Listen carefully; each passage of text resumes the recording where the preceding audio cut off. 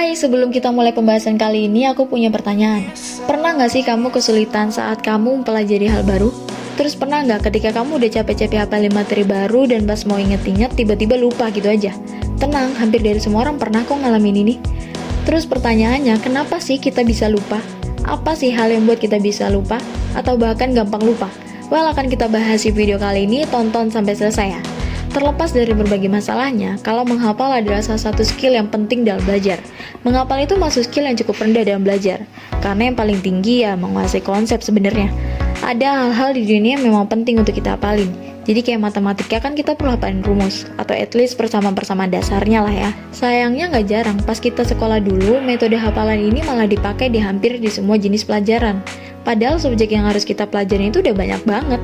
Kebayang nggak banyak hal yang harus kita hafalin tapi hasilnya nggak maksimal kalau semuanya nggak hafal. Nah, kenapa bisa dibilang nggak maksimal? Coba aja inget-inget berapa persen sih materi yang udah capek-capek kita hafalin yang akhirnya bisa kita kuasai? Atau berapa persen sih yang masih kamu ingat materi yang udah kamu baca? Well, mungkin sekian persen lah ya. Kalian pasti ngerasa juga apa yang udah kamu coba hafalin cuma hingga bentar doang di otak. Alias ya kamu belajar, kamu hafalin, terus lupa gitu aja habis ulangan. Bahkan kayak yang baru lulus kuliah atau sekolah, bisa jadi tiba-tiba lupa sama apa yang udah dihafalin. Kenapa sih kita bisa tiba-tiba gitu? Kenapa sih kita udah capek-capek ngehafalin terus lupa gitu aja?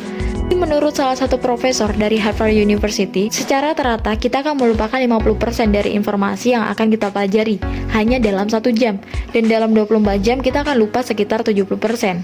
Nah, sayangnya itu emang cara kerja otak kita. Menurut Atkinson dan Shiffrin, di manusia itu ada 3 model memori. 3 model memori itu lahir untuk menjelaskan cara otak kita mengelola informasi. Apa aja 3 model memori itu? Catatan sensorik. Indra kita menangkap banyak informasi dari berbagai jenis, pendengaran, visual. Ini bisa disebut sebagai gudang sementara untuk data yang menunggu untuk diproses. Short term memory, memori jangka pendek atau singkatnya STM. Informasi di STM ini tuh nggak bisa lama-lama di sana. Informasi yang kita dapat itu bisa kehapus. Simpelnya karena STM ini kapasitasnya terbatas. Mungkin cuma bisa mengingat 7-9 elemen. Nah, kamu cuma punya 2 pilihan. Informasi itu mau kamu tendang atau lupain, atau mau kamu lanjutin ke LTM. Long term memory, memori jangka panjang, singkatnya LTM. Nah, di antara 3 jenis model ini, LTM lah yang punya penyimpanan paling banyak. Disinilah tempat kalian meletakkan memori, ingatan, atau informasi yang mau kalian ingat selamanya. Menurut kualifikasinya, LTM ini dibagi jadi 2, memori deklaratif dan memori prosedural. Memori deklaratif menyimpan informasi yang bisa dibawa secara sukarela, misalnya untuk mengetahui bahwa ibu kota Indonesia adalah Jakarta. Sedangkan prosedural merupakan memori implisit terkait dengan tindakan, misalnya mengetahui cara mengendarai, cara berjalan.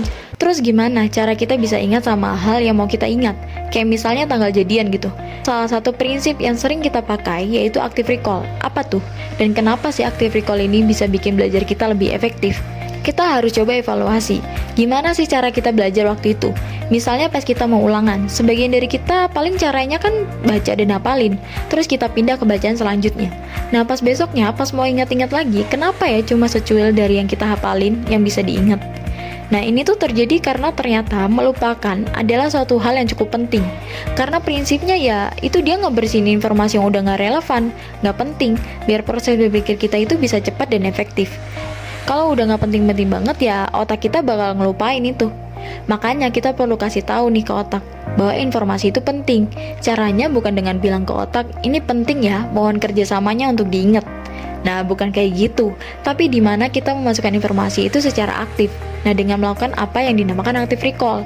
Active recall itu apa sih? Ya intinya mengingat secara aktif ya. Sesimpel itu sih intinya, mengingat secara aktif. Contohnya apa? Misalnya kamu lagi belajar bahasa Inggris. Let's say yang mau kamu ingat adalah kosakata. Active recall ini ngeluarin usaha untuk inget-inget dibandingkan membiarkan informasi itu ngalir ke otak. Kita bisa inget-inget apa sih yang kita coba masukin ke otak tadi. Inilah yang bikin otak kita tahu kalau informasi ini penting untuk diingat.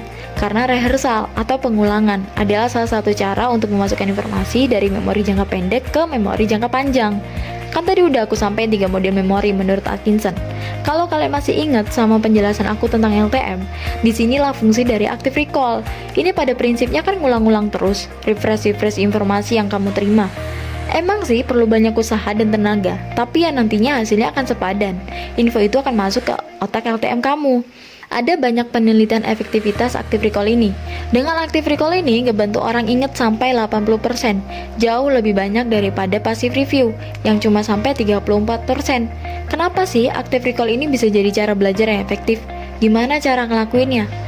Ada beberapa metode. Spaced repetition. Caranya kamu ulang-ulang apa yang udah kita pelajari dalam jangka waktu tertentu. Misalnya, coba kamu ingat setelah baru aja dapat informasi itu, seminggu setelahnya, terus sebulan setelahnya, terus 3 bulan setelahnya. Ngajarin materi yang udah dipelajarin ke orang lain. Dengan kita ceritakan, kita akan maksa otak kita untuk menstruktur informasi yang kita punya.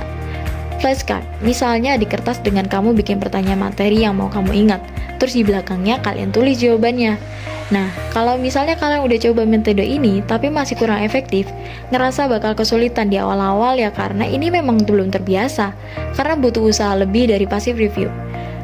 Ya terus kamu coba aja sampai kamu terbiasa, dikit-dikit aja, at least satu persatu lah tiap hari. Nah, untuk tes uji ingatan kalian, coba kalian ingat-ingat apa yang udah kalian dapetin dari penjelasan yang udah aku jelasin.